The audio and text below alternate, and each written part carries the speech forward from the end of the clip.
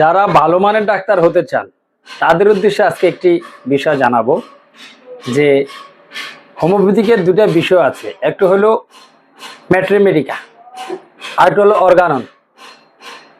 ম্যাট্রিমেডিকা হলো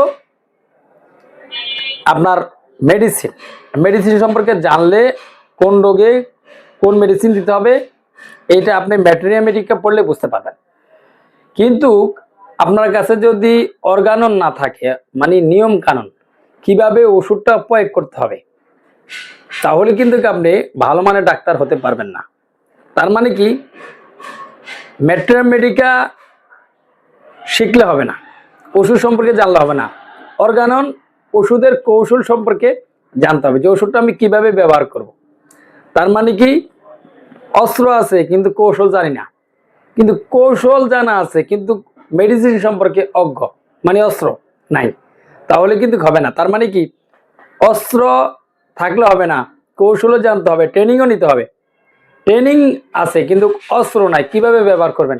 তার মানে কি, ম্যাট্রিমেডিকা মানে মেডিসিন সম্পর্কে জানতে হবে, ওষুধের প্রয়োগ বিধি অর্গানিক জানতে হবে, তাহলে আপনি একজন বড় ডাক্তার হতে পারবেন।